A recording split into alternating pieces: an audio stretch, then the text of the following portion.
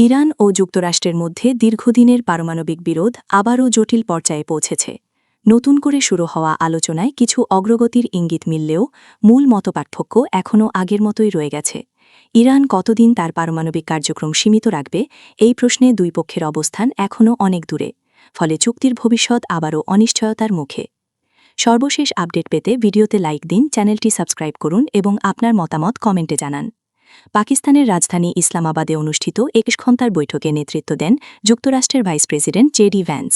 বৈঠক শেষে তিনি জানান, আলোচনা ইতিবাচক হলেও ইরান প্রত্যাশিত নমনীয়তা দেখায়নি। অন্যদিকে ডোনাল্ড ট্রাম্প প্রশাসন স্পষ্ট করে দিয়েছে, ইরানকে দীর্ঘমেয়াদে পারমাণবিক কার্যক্রম বন্ধ রাখতে হবে। যুক্তরাষ্ট্র চাইছে অন্তত ২০ বছরের জন্য এই কর্মসূচি স্থগিত রাখা হোক।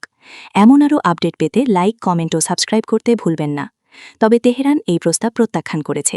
তাদের অবস্থান সর্বোচ্চ ৫ বছরের জন্য সীমিত আকারে কার্যক্রম স্থগিত রাখা যেতে পারে। এর আগে জেনেভাতে অনুষ্ঠিত বৈঠকেও একই প্রস্তাব দেয় ইরান, যা শেষ পর্যন্ত ব্যর্থ হয়। বিরোধের আরেকটি বড় দিক হল ইরানের কাছে থাকা প্রায় ৯৭০ পাউন্ড উচ্চমাত্রার সমৃদ্ধ ইউরেনিয়াম। যুক্তরাষ্ট্র চাইছে এই মজুদ দেশের বাইরে সরিয়ে নেওয়া হোক, তবে ইরান এতে রাজি নয়। তারা বলছে, ইউরেনিয়াম এমনভাবে প্রক্রিয়াজাত করা যেতে পারে যাতে তা অস্ত্র তৈরির উপযোগী না থাকে। আপডেট মিস না করতে এখনই লাইক, কমেন্ট ও সাবস্ক্রাইব করে আমাদের সাথেই থাকুন।